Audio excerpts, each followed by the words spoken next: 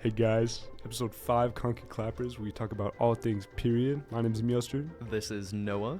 and today we're talking about all things how we experience storytelling and how we consume media in different ways. But I want to start this episode by talking about Noah's tragic skateboard stealing incident. We talked about it at the end of last episode, but we didn't touch on it too much. So I just want Noah to tell you guys the story. Yeah, let's give it a fresh highlight. I think it's funny. So And it's so sad because it all starts off on the episode that was lost to the recording software. The Lincoln episode. It was so prime. About maybe 20 or 30 minutes into the recording, like halfway through-ish, I saw this guy who looked either homeless or like he was on drugs, but you know how when there's just something wrong with somebody, you can kind of like see it physically? yeah. Like, not even like a mental disability, but like just something's off about him. Yeah. He kind of gave me that, and he was just like walking over to us, and he almost wanted to like knock on the glass because our recording studio is surrounded by like these big glass windows. He almost went to knock on it, but he just kind of waved at me, and then I saw him walking towards the skateboard rack at the front of the library, grab my shit, and then just leave. Like, just his own fucking business. So like, as Lincoln's yapping about something, I get up and I, go and follow him. That's awesome. Sorry. I go and follow him, and it was so funny. He just looked like fucking stunned that I actually like got up and like stopped what I was doing to like go tend to this shit. And I grabbed my stuff from him, like out of his hands, and I'm like, yo, fuck off. You don't belong here. Don't touch this shit ever again. And then as I'm going to walk away, he's like, bro, somebody told me to come grab it. I said, I don't give a fuck. Go away. And he's like, come on, man, stop being a wiener or some shit like that. I can't remember the context he used it in, but he called me a wiener while I was walking off.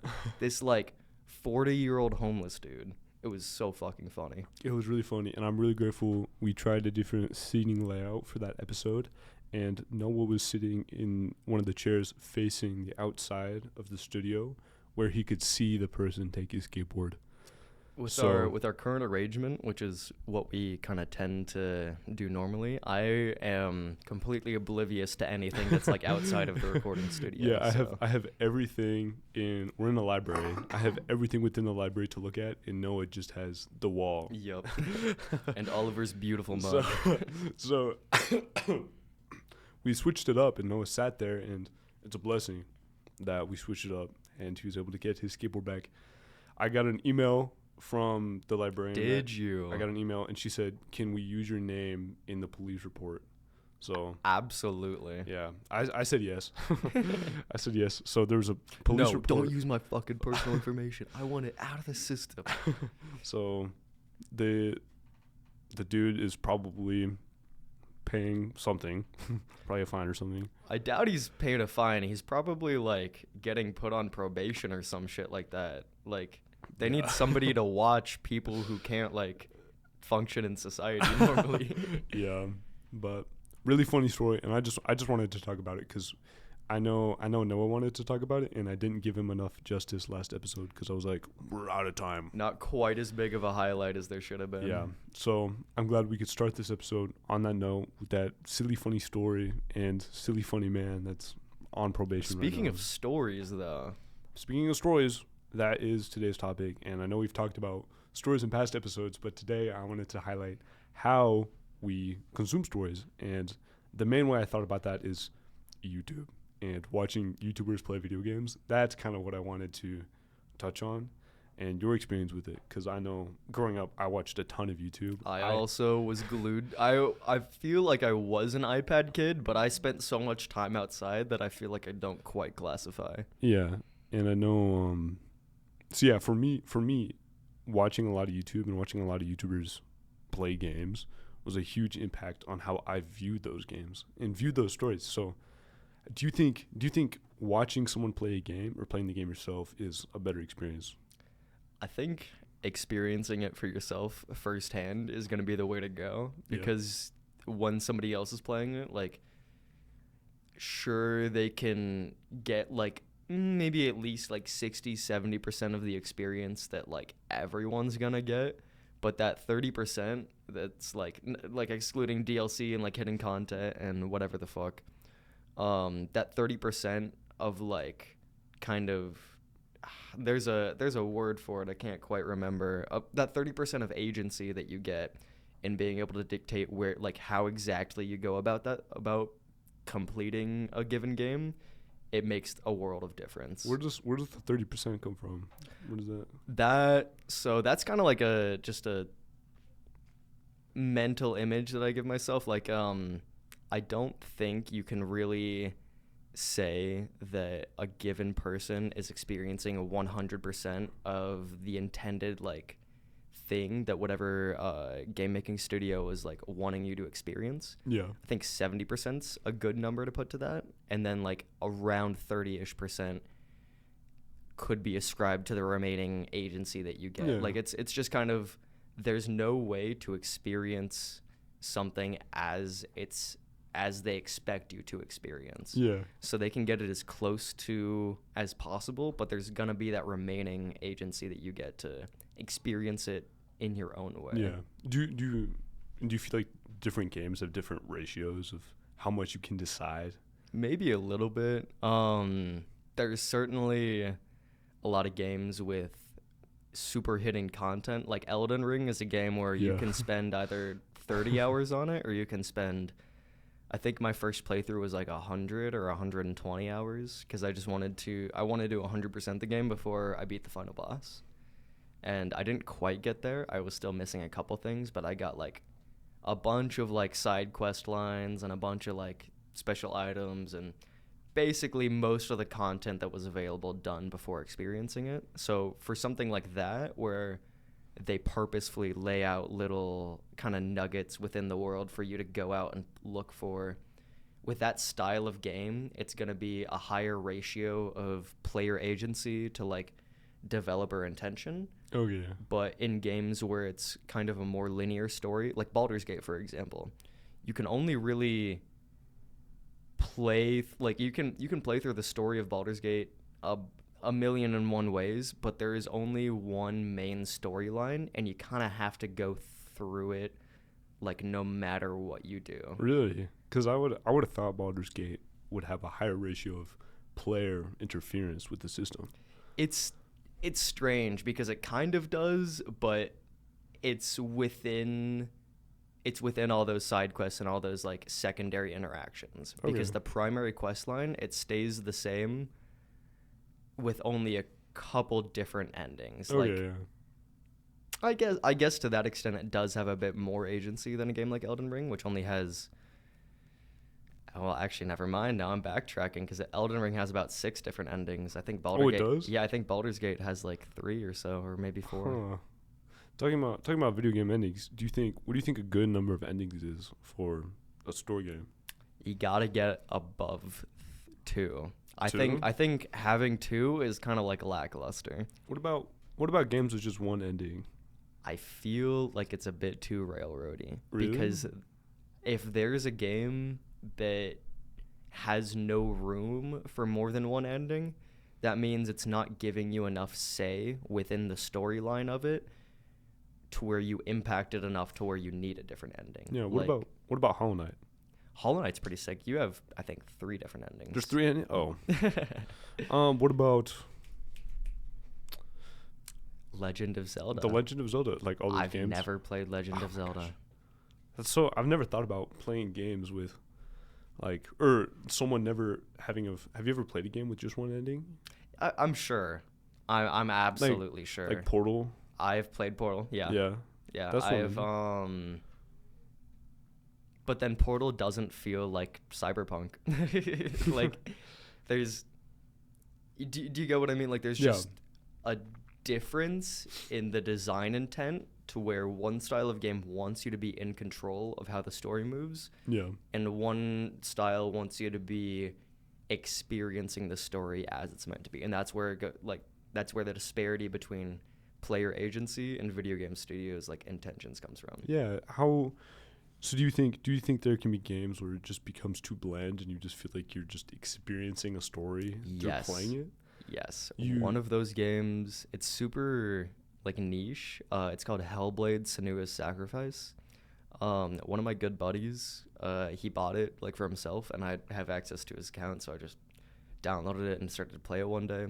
And it's pretty. It's beautiful, but it was like I was watching a movie with like quick time events Yeah. and like a little bits of gameplay, but like the story that they were trying to show you was front and center. Dude, was the story good? I didn't finish it because I was like, man, there's just not enough for me to do as the player. Really, I can kind of see where that would be a problem. Like Spider-Man. Spider-Man. Spider-Man and Spider-Man 2 are fairly linear in their stories. Yeah. They do give you a good amount of agency in going from point A to point B, but there's no B, C, or E from point A. Yeah, it's you just always point you B. always go to point B. Yeah, that Yeah. makes sense. That makes sense. Do you feel like what about RPGs? Do you like RPGs? I love RPGs. I mean, that's the name of the game. It's Yeah, you're yeah. role playing in a story. So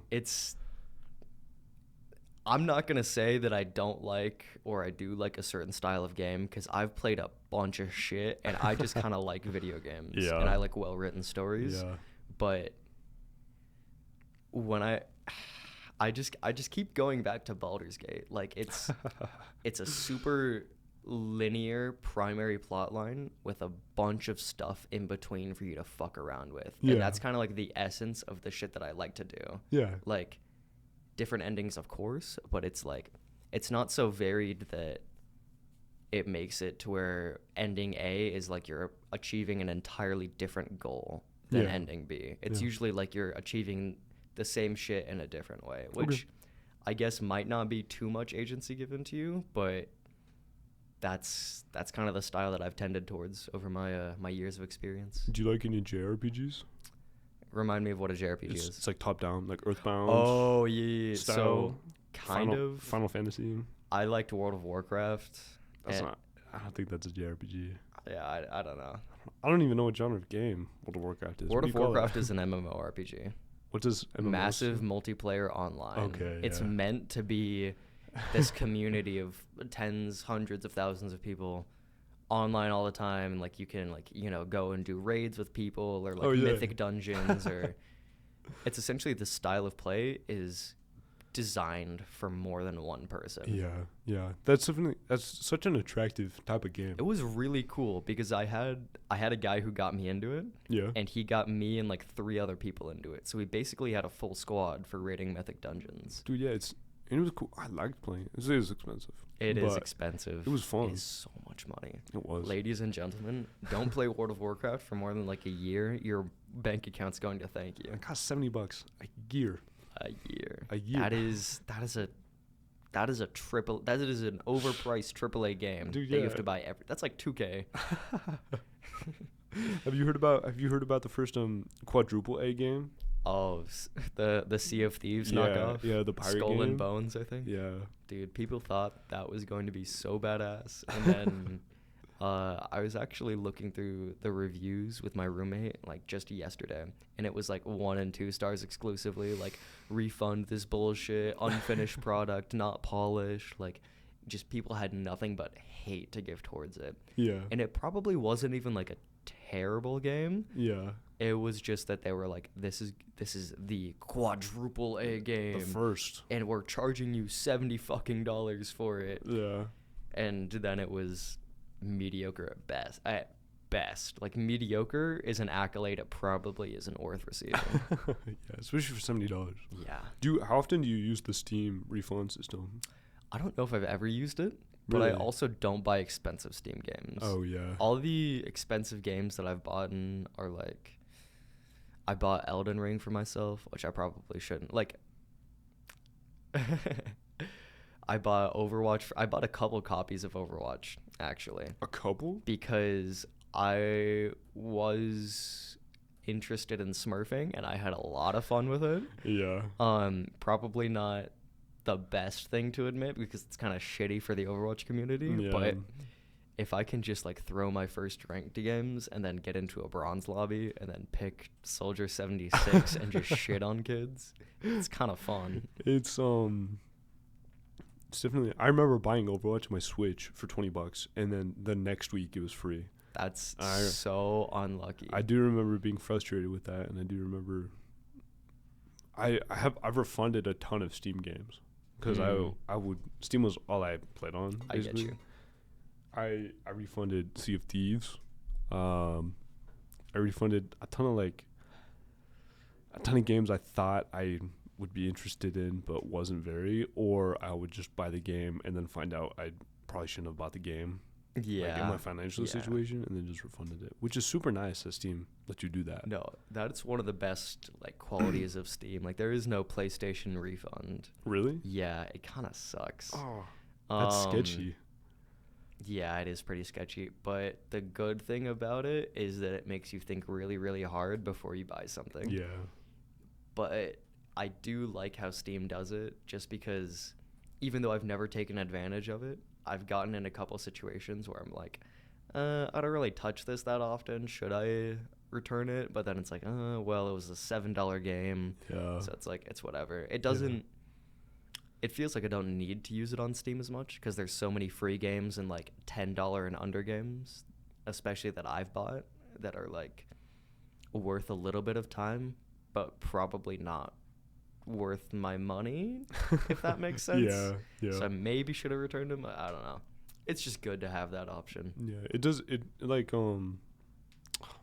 motivates you to, the refund system encourages you to try to play more games. Absolutely. And just to kind of throw yourself into more games. Because if you play an hour and a half worth of it and you're like, man, this is boring, I don't fuck with this, you can just go, and if you bought a $60 game, then does the Steam refund work? Like, does it refund it to your wallet or to a Steam wallet? To your bank account. Oh, damn. It goes straight back to your bank account. That's kind of lit. Which is sick. I was gonna say that it might encourage you to go buy a different game, but if it doesn't, then it goes in your Steam wallet, and then from your Steam wallet, you can probably most send likely. it back. Steam has a lot of like microtransactions. Dude, the TF2 market, and like the TF2 and CSGO like online market. I watched a video on the rarest TF2 skin, the double white. You know what I'm talking about. Yeah, how there's one pixel, and there's like a 1 in a quadrillion chance for that one pixel to cover the entire gun. It's like 1 in 4 billion, and you have to get it twice. Yeah, so it's like 1 in 8 billion, or 1 in 16 billion. Yeah. But I paid 1 year. I paid for my dad's Christmas present with TF2 items. That's fucking awesome. Which was sick. It was really cool. Dude, I remember when I invested like $300 into crypto through my dad, and I ended up buying a TV with that money. Oh, you did? Oh, the TV that I have in my room right now was bought with crypto money. That's actually insane. It was fucking lit. So I bought in when it was like maybe like 25, 28,000. Yeah. And then I begged my dad to sell all of my, like, everything that it was worth, which was like $1,500. Yeah. Once it reached 60,000, which was the all-time high. And he was like, nope, you made a promise to me that you're going to keep it in for 10 years. And so that's what we're doing. And so he let me take out a couple $100 worth on Black Friday just so that I could, get myself a little something. But so you still have money in it? I still have some money in it, but it was through his wallet, and I was just keeping track of it on my phone, like of how much Bitcoin that I had, like the number, and then as it would go up and down, I could just run the calculation. But I just kind of went, you know what, fuck it, it's worth like nothing now, that's all yours. So you gave it to him? I gave it to him, but nice. My dad's also done a bunch of shit for me, so I don't really feel bad about that. Yeah, that's cool though. It's crazy how we sometimes get things in ways other than from, like normal money. Directly a gift. Yeah. The gift I got from my dad is I was on that Source Filmmaker Discord, and I asked someone if anyone could Photoshop a picture of my dad ripped, make him huge. Awesome. And then I was like, how much do you want? And he was like, oh yeah, do you have TF2 case keys? And I was like, oh yeah. Dude, the internet's a really cool place because you can have people that are like, yo, I have this World of Warcraft account with like a 1 in 4 billion rare, like a drop rate mount. Yeah. I can just give you this account and then you can do shit for me. I've heard of people paying for Fiverr services. You know, Fiverr. Oh yeah. Through like gifting accounts and shit like that. Dude, yeah. Isn't like having a Fortnite account with the John Wick skin? You could sell that for you can sell it for a lot of money. like thousands of I could probably dollars. sell my Overwatch account for a lot of money just because I have a fuck ton of skins. I have a fuck ton of golden weapons, and I have the biggest one that I have is the original LA Valiant color scheme, like because they changed it after 1 year. Yeah. On a couple skins, and then I have the Zarya Overwatch League skin that they put out for not Jonak. It was the Zarya alien skin. I can't remember who it was. Oh for. yeah, that one. Either way, some rare old shit that's like not sold anymore. Was because LA Valiant is yellow and green, right? It was yellow and green. Now it's, I think, yellow and blue. Oh, they changed. They changed it a long time ago. Okay. So it was only like that for a year or two, and so I got them before they changed it. That's sick. I have so many Soul Dynasty skins. I have a little bit too many Overwatch League skins. Dude, I remember really just cool. like having the Twitch on in my background as I was like playing Overwatch games. just to rack up the coins. Just to rack up the coins, and then I would like in between games be like, oh, what's my balance at now? I never watched any of the Overwatch League games live, and I only paid for them.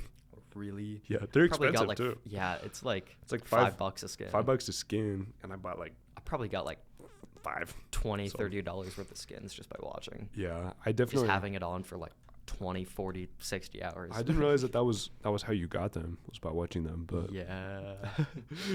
it's the stupid tax. it's the stupid tax.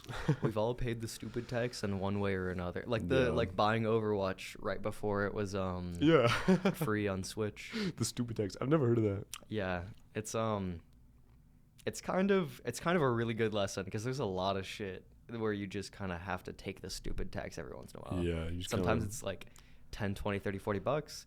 Sometimes you lose like a couple hundred or $1,000. Yeah. Just by making some not that great decisions. By betting on red. By betting on red. Do you like to gamble? I love to gamble. I don't gamble often because I like to gamble so much. Really? Yeah, it's just so much fun to be. I know that I can never let myself in a casino with more than $1,000 because I'm going to lose every fucking penny. Dude, where do you gamble? Because you're 18. I'm 18, so You're I 18. gambled with my family growing up, just like Okay. with little shit because we had poker sets. Yeah. And we could just bet chips. Yeah, and yeah. so that like it wasn't real money. We were Yeah. just betting chips and shit. Yeah. But then, I guess the most recent time that I gambled was with my RA Sam at this little event that they did. It Oh, was yeah. it was like a casino night, but then it was like towards the end and people were leaving, and so we had a roulette table, and my RA was the house, and I was betting against him, and since it's roulette, it's pretty 50-50 odds. So we were just shooting the shit, and we ended up playing like 20, 30 rounds, and we broke even. It was a $5 buy-in Oh, no with way. like 25 cents per chip, Yeah. and yeah, we just fucked around for a little while. Dude, that's sick. Because you don't have to gamble with a lot of money, Yeah. and that's why you can have a lot of fun gambling. But the more money that's at risk, the more fun it is. The more fun you get. I can imagine the adrenaline. Dude, I can't. betting $100 on something, 100. I couldn't imagine. Dude. I don't even have $100 right now. and then you hear people like, you know who Dana White is? Maybe. He owns the UFC, and he has a Oh, yeah. crippling gambling addiction. Really? He's the type of guy to take like $200,000, $500,000 buy-ins and be playing like $50,000 a hand. It's just the numbers that these guys rack up. It's insane. Yeah. And We are yapping. no. Sorry. I got distracted by these little numbers on the screen. Being wealthy and gambling has got to be crazy. It's gotta be fun. I saw this episode of Pawn Shop where Dana White just walks in and buys like 50 samurai swords. And I remember just watching that and being like, he's never going to use those. He's just going to have those. Who gives a fuck? He has money, He has samurai swords. That's sick. dude. Is he a cool dude? I don't know much about him. I don't know. I've heard he's a little bit of a hard ass, but not like a bad guy by any means. I know Joe Rogan's had him on his podcast a couple times. I can imagine. Yeah, I don't know if he's like a terribly good or bad guy, but I do know that he likes to gamble a fuck ton. He puts his money where his mouth is too. It does. Money's a weird thing because it's like I would bet more money that I have that if you were to give somebody $10 million, that they would be able, like, no matter what it is, they would be able to do more of whatever they like and to a better extent. Like, if you just give somebody, like, money is not the key to success. It's not the key to happiness or anything. But if you give somebody money, it will enable them to do whatever the fuck they're already doing better. Like, Okay, I see no matter what you're saying. what. I thought you were saying the opposite of that. No. So I was like, huh? But no, that does make sense. Money's a big contributor in terms of education. Like, how good of a musician do you think you would become if I said, Oliver, here's $10 million.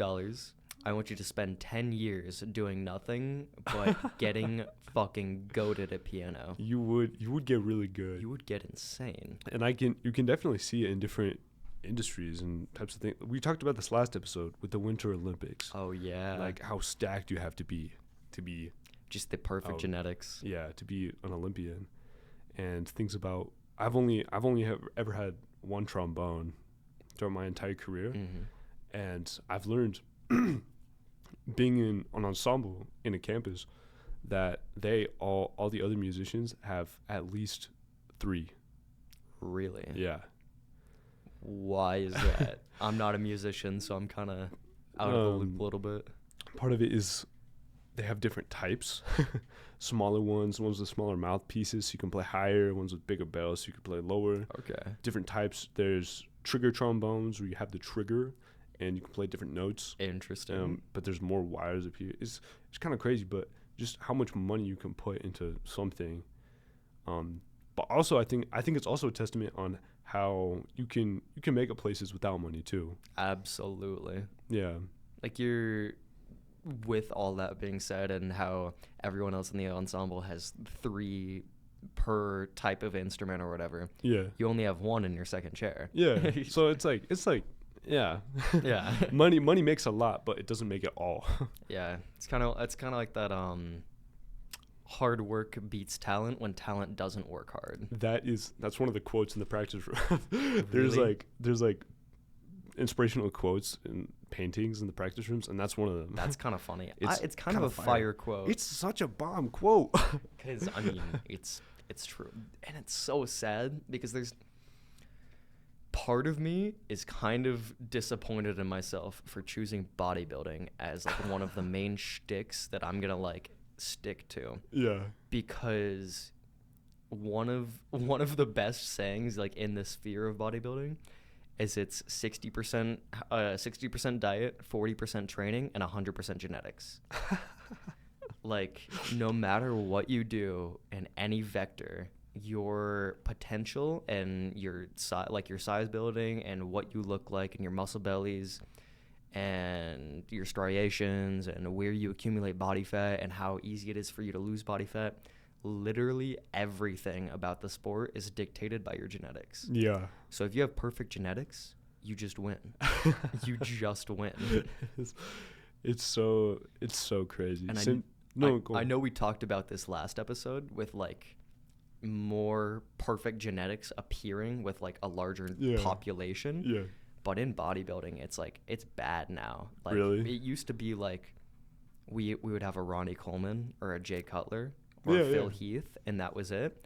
Now we have 10 of those fuckers on stage.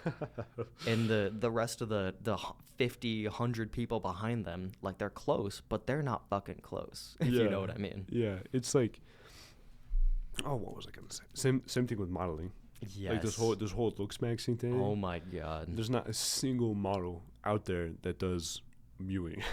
None of them know what that is. They might get plastic surgery, but that's just it. That's about it.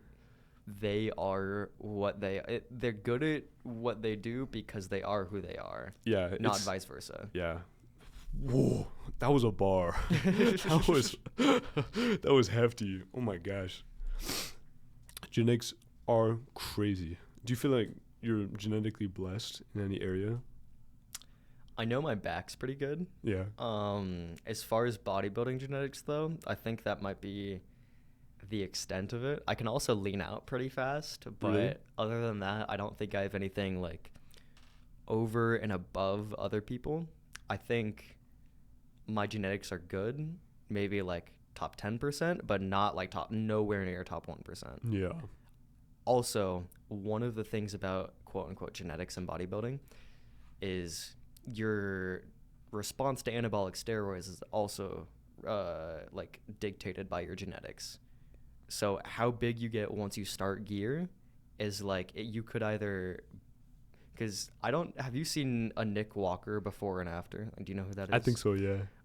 He's like this fucking like 150-pound dude. Like he kind of looks like shit, and then he hops on gear, and a couple years later, he's number 2 Mr. Olympia. Yeah. And it's because he responded so well to these drugs. Like it's not to diminish his accomplishment, but like that's just kind of the reality of the situation. Yeah. You can either respond well or you cannot respond well, and you have no fucking clue until you've already exposed your system to these exogenous hormones that might fuck you up a little bit. Yeah. It's so interesting because we only see what goes on the outside in terms of genetics. Like I could look at you and be like, you have a great back. You have a fantastic physique. I think you have great genetics. Or I could have just only worked back for the past 10 years. Yeah. Same thing with Dason. Like, he has a great physique, and I look at him, and I'm like, yo, you look sick. But genetically, he has higher. He was telling me about the hunger hormone. Ghrelin. Yeah. He was telling me he has high ghrelin. Just genetically high ghrelin and a slow metabolism, which is not a good mix. And you wouldn't know that just by looking at him. Absolutely. Because he's a fairly lean guy. Like, yeah. He is by no means overweight, and as far as like fitness enthusiasts are concerned, he's on the leaner side right now, just because he's in a cut. But like, yeah, it's weird how there's so much going on the outside. You see that a lot. I don't mean to yap so much about bodybuilding, but like these guys look like they're in peak physical condition, but 1 out of 10 of them is probably going through organ failure. Yeah. Do you feel like you said you lean out fast? I lean out fast, and I don't get super fucked up when I'm lean. Okay. Because there's some people that once they get below like 11% body fat, they can't think, they can't act, they can't perform whatsoever. Yeah. In like the depth of my cut, I hadn't deadlifted in like a couple months, and I saw a coworker at work who was maxing out, and I just kind of picked up 405 when I was weighing like 140 something pounds. Yeah. So like I don't think that leaning out affects me as much as other people. Really? Yeah. So in terms of strength, in terms of a couple things, in terms of mental fatigue, in terms of energy levels, because actually no, in terms of energy levels, I do get kind of fucked, because I told you about getting up to go get some water, and then I was like leaning against the fridge. Yeah. Not good. Not good at all. Sorry, I just totally forgot I should mute these other tracks. Do you think that you have any genetic advantages? In terms of body, I think I'm built to be a swimmer. I think I have a good swimmer's physique. I have a longer torso, shorter legs, long arms. We tested this because Oliver's about like 6'1", 6'2". I'm like 5'9", maybe like a little bit above. And we have almost like the same proportioned legs. Yeah, our legs are the same height, but I'm like 3 inches taller than Noah, just because my torso. Yeah, torso and neck.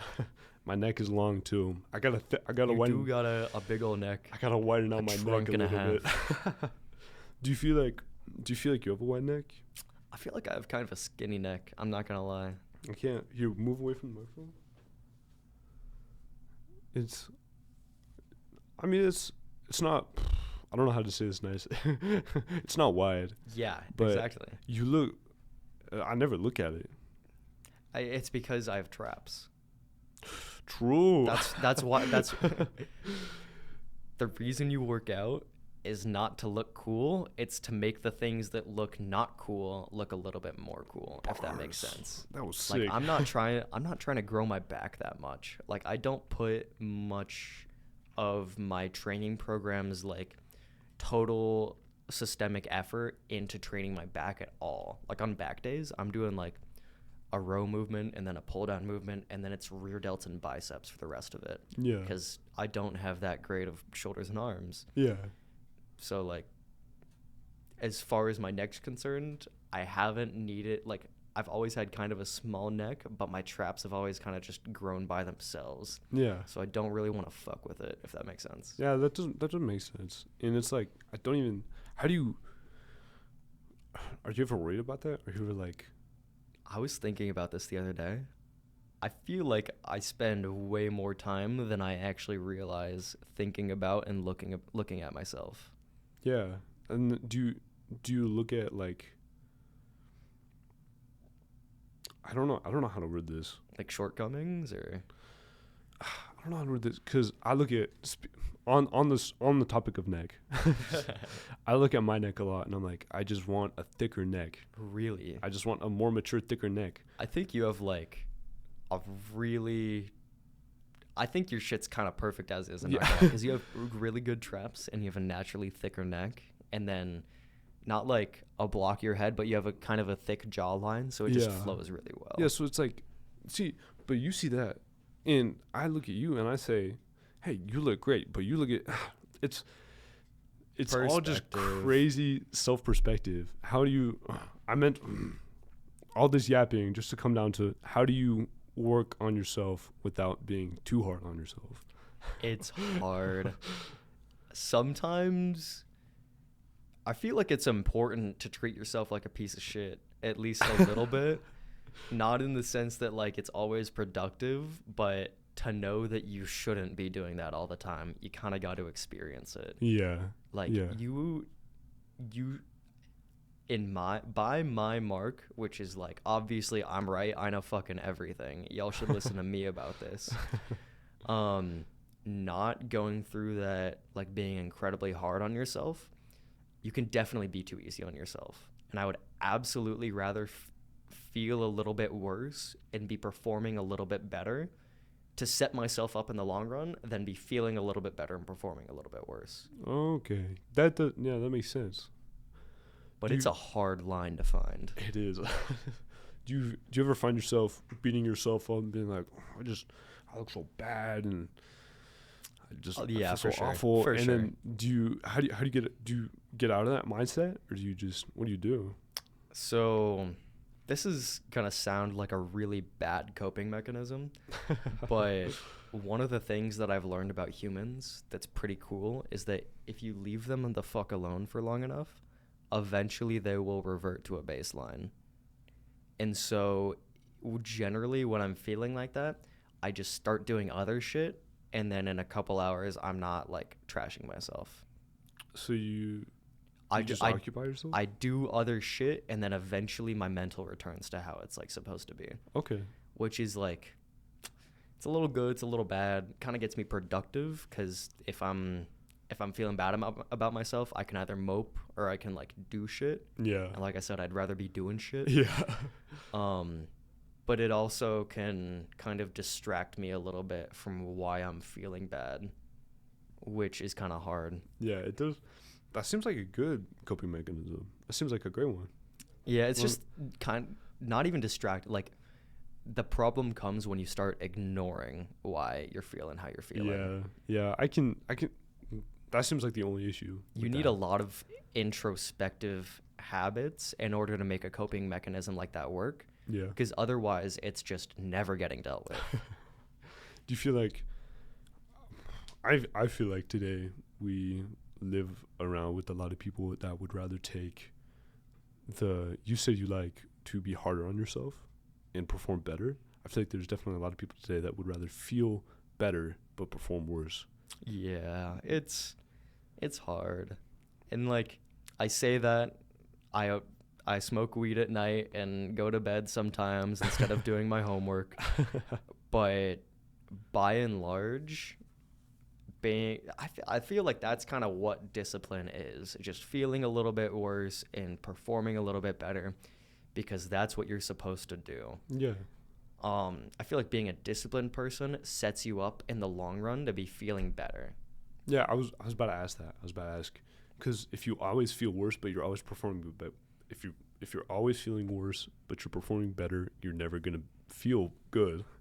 Do you feel like it'll lead to happiness? I have these plateaus where I'm like, I'm not really looking forward or looking back, but I'm like kind of happy with like what is the moment, if that makes sense. It's Yeah. kind of like stepping away from the meta narrative of like, oh, I've done so much bad stuff, and being like, all right, look at what I've done. Look at the good things. Yeah, there are some bad things, but like this synthesis of shit that's happened is me, and I think I'm fine with that for now. Yeah.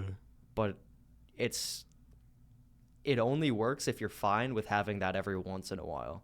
And I'm fine with having that every once in a while. Pure Like, I don't think I need that retrospective look at how good I did all the time. Yeah. Because otherwise I feel like you get a little bit too caught up in the past. Yeah. You get too caught up in your own accomplishments. Yeah, because then you're not accomplishing anything else. You're spitting so much today. You're spitting so many bars. Do you feel like you're a generally happy dude? I don't know. I try to be at least like outwardly happy. Yeah. And I don't know if that's like a bad habit, but wait, should pause the episode for a second. Oh, is it about?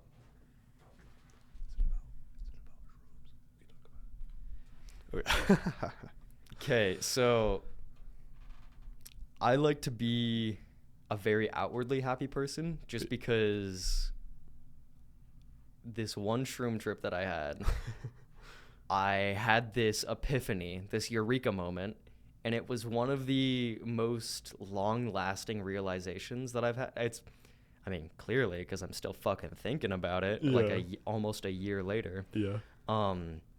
But it was one of the most important realizations that I've had, and it's even through all this bad shit that's going on, like through the negativity of the world, through the negativity that you produce, through the vibes that you pick up on that aren't there because your mental's fucked, through everything that's bad, you just kind of gotta like smile and keep going and almost be that good vibe to bring shit up. And it was like, even if it's not good in the moment, just trying to perpetuate that good energy, it's gonna bring it back around eventually. Yeah. So you feel like being outwardly displaying happiness helps other people be happy, Which in turn helps you be happy. which helps you be okay. Yeah. So I think that's a good mindset to have. Yeah. So do you feel like right now you're happy? I feel like right now I don't know. I feel like happiness is elusive. You only really like notice it once it's gone. Yeah, exactly. Like right now, are you content right now? I feel like content is one of those things that I never want to be content. Like happiness is just a genuinely good thing. Like joy is not going to detract from where you are and where you're going. Yeah. But contentment will, because contentment means that if things stopped right now, you're fine with that. And that contradicts with your idea of feeling bad but performing like better. Just okay. Kind of doing more shit. Like if you're not happy, it's probably because you're not where you want to be. Yeah, yeah. But if you're content, it's probably because you're exactly where you want to be. Stop spitting so much, I'm dude. sorry, I can't. Stop spitting so much. I've been watching too much Vinland Saga recently, man. Do you feel like you'll ever get to a place where you'll be like, I'm content and happy, and I can stop? No, but I feel like the closer or the further along that I am in this pursuit, the more I'm going to be like, the more I'm going to really understand that it's never that way. Yeah. And that it's about the happiness of pursuit, not the pursuit of happiness.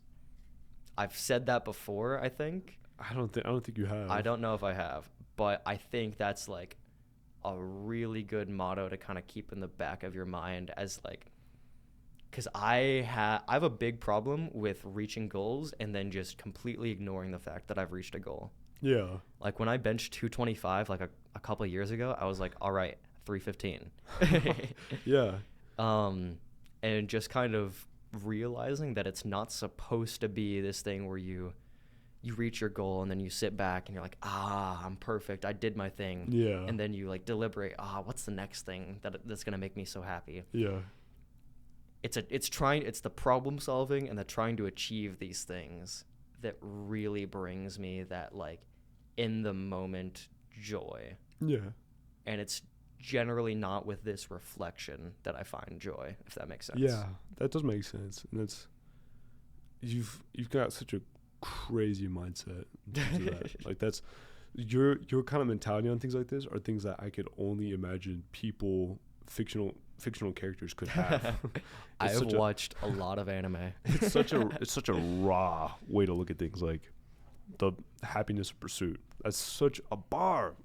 Yeah. And that's so you. That's definitely something I can see in you, because you're always striving. You're always looking for the next thing.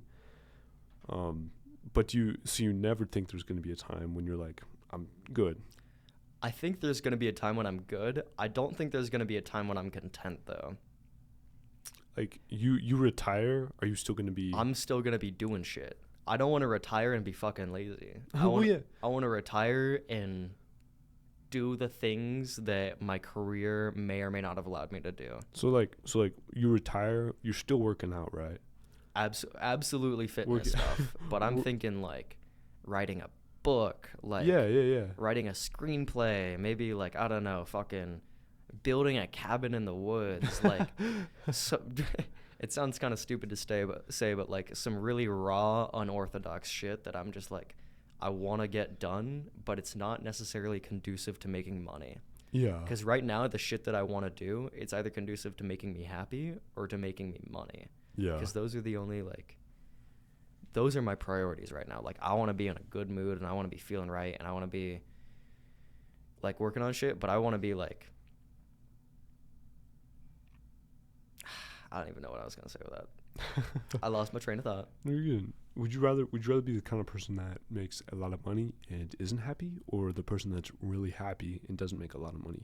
The kind of person that makes a lot of money and is not happy. Really? Yes. Oh my goodness. Which I've done a lot of thinking on this over the past semester and a half or whatever it's been. Yeah. And I feel like money is one of those few things that is kind of so analogous to freedom and to like liberation of my like time, that's like I can't align myself to a goal that isn't making a fuck ton of money, because I want what money offers you. Yeah. Which is free time, and arguably what I want is free time and status. Yeah. And to be able to do what the fuck I want when I want. Yeah. And that would make you happy. Maybe. I don't even know if it's about getting, like I said, it's not really getting to the goal and being happy. Like, if obviously I would love to be the type of person who's making a lot of money and is happy. Yeah. The only reason I said I would do one over the other is because that accomplishment precedes my contentment. Yeah. Because even though that contentment gauge, it's never reaching 100, if I'm maxing it out at 99, that's pretty fucking good. Yeah. And I think not making money would keep that contentment gauge perpetually at like an 80% cap, if that makes sense. Yeah. Just because I know there's more I can be doing. And it sucks. Like, social media is really bad about this. But you just see so many people doing so many cool fucking things, and like it's not even the jealousy that brings, but like the realization that there's cool fucking things to be doing and that I'm not doing them. Yeah. And it's like, man, I need to get my show on the road. Like, I need to get moving. Yeah. That's you're a crazy man. I don't think I've ever met in my life anyone with that sort of mentality. If I asked anyone that question, I guarantee you they would have picked. And that's the issue with would you rather questions. It sucks. They're not real. Both of the options are usually kind of bad. Yeah, both. Yeah, it's like you pick one and you feel like you're never going to experience the other one ever, which in this case is bad. It's such a mixed match. Yeah, it's tricky. But I get where you're coming from in the term of getting to 99% content. So you feel like you'll I think I might be able to max it out at 99. and just be 1%, just like Cuz if I ever reach 100%, I might kill myself. you're just like, what else is there to Literally, do? Yeah, I guess. literally what else is there to do? I guess If my life is fulfilled and there's a chance that I might fuck it up in like 5 years by doing something, Yeah. why would I want to chance that? True. You're right. I guess it's impossible for anyone to be 100% content.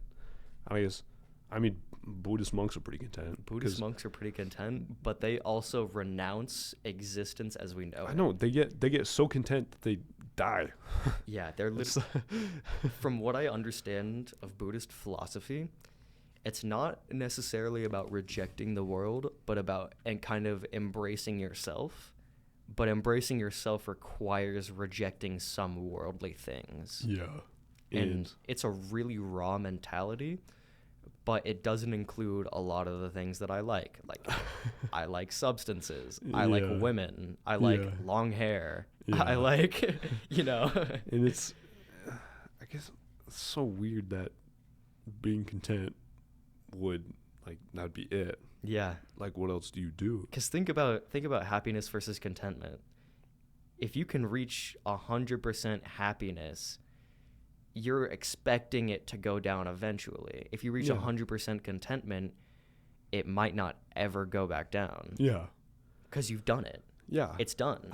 Period. Contentment drives us, and being Absolutely. not content with our situation is the only reason we grow. Yes. If we were Exactly what I was trying to say. if we were all content, we would never move. If we were all content with our situations, nothing would ever happen. And it's especially being in a new college area and deciding on the rest of our lives, it's super important to think about if we want to be content or happy. I mean, Yeah. we can be both. Yeah, but 'Cause- what you want to strive for. Yeah, and we need to. I think it's important that we learn to be happy without being content, and to be okay with little things that are wrong. And the way we should be okay with those things being wrong is working to fix them. We shouldn't ignore them. I don't think. No. Because I get what you're saying with happiness and contentment not being mutually exclusive. Yeah. They're separate things. So Yeah. my happiness can go up and my contentment can go down, or vice versa. Yeah. They're not tied to each other, and because of that, it allows us to keep working towards being content while accepting the fact that we're either happy or we're not happy. Like, yeah. it's not like, oh, I'm not happy because I haven't reached these goals. That's probably not why you're fucking sad all the time. Yeah.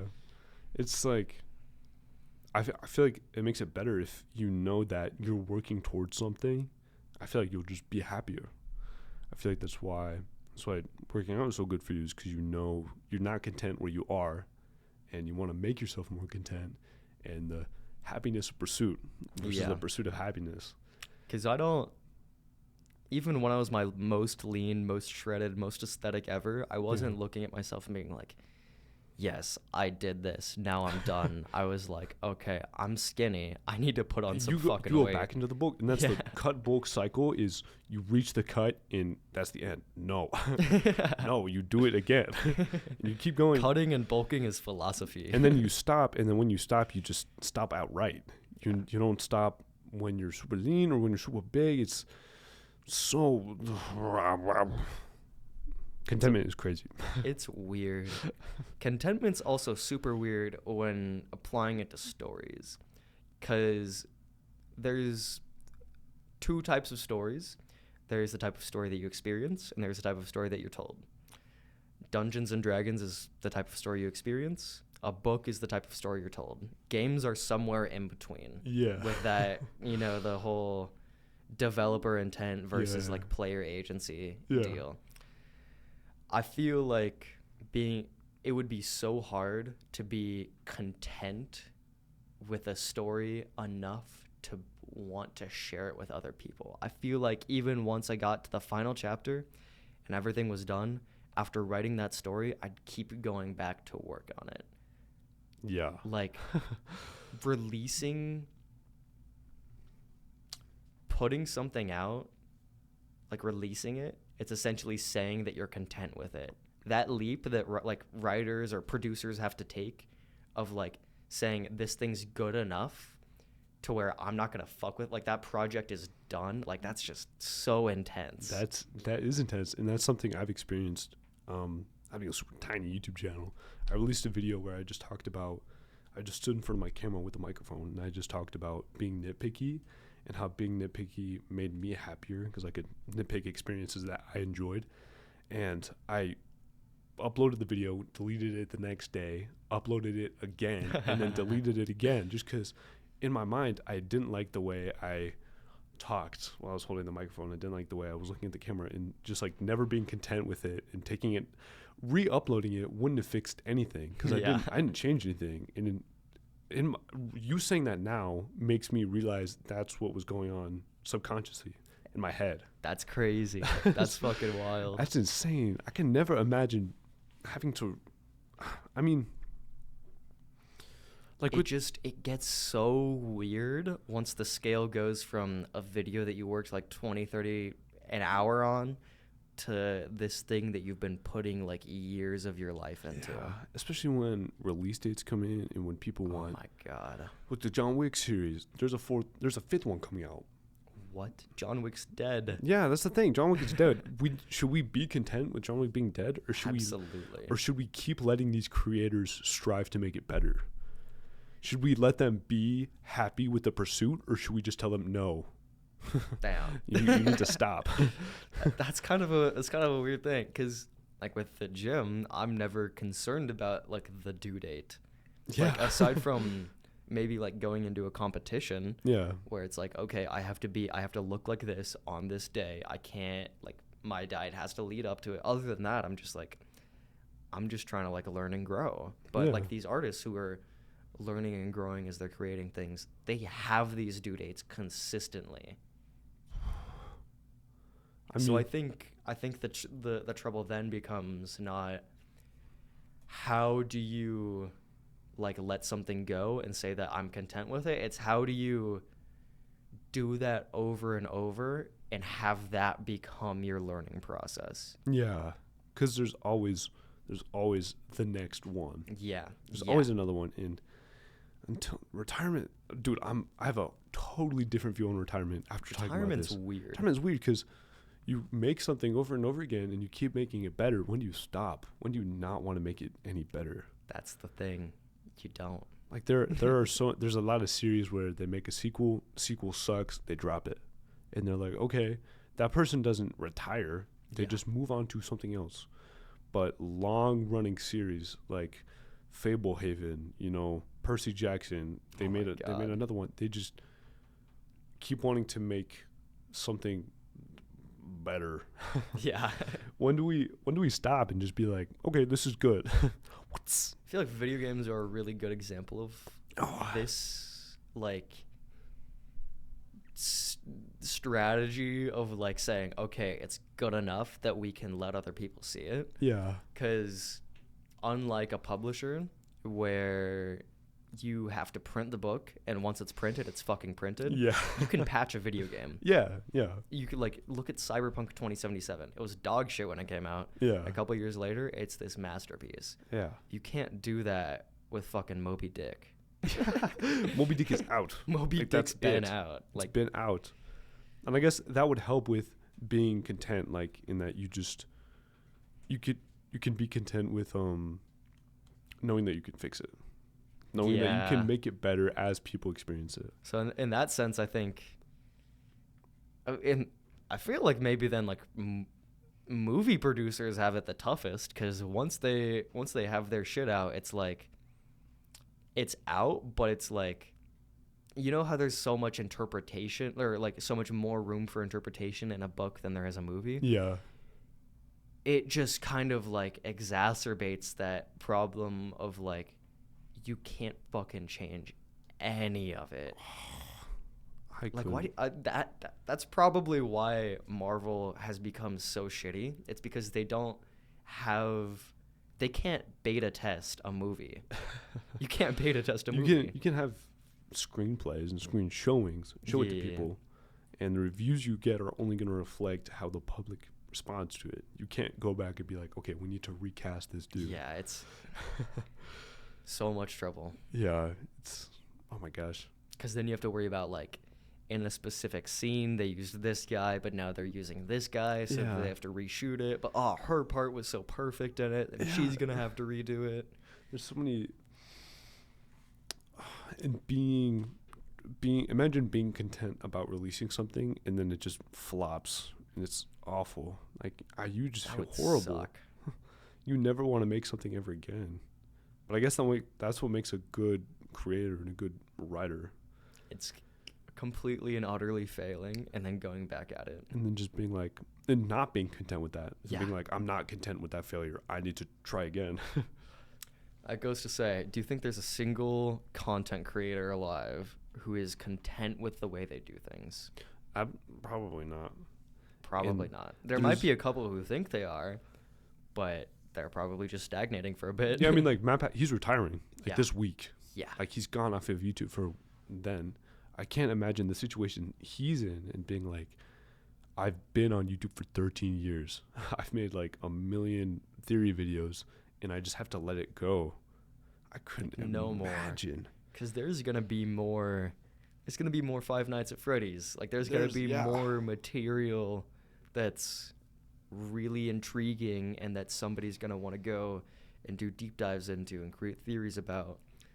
But that's not him anymore. Like, he just he's made that decision for himself. Like, of course, he doesn't have to stay to that, but, like, it'd feel like not letting it die if he did. Because realistically, he has created something that's, like, you could be...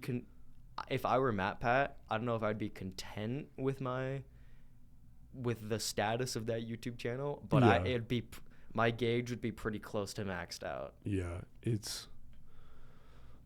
Contentment is... After this episode, I have a totally different perspective on what contentment is. It's nuts. We're at about an hour and 2 minutes right now. Okay. What are you thinking?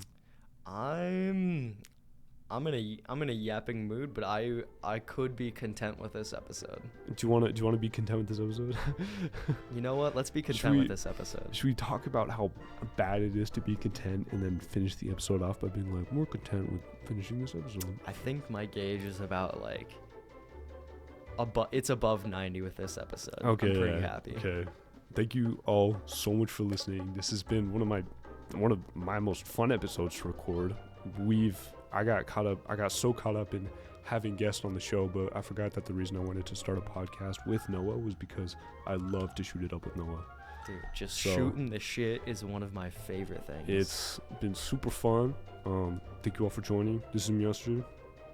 This is Noah. Sorry. No, you're good. And this is episode 5 of the Concrete Clappas. Thank you all for listening. Have a good one, y'all. Have a good one.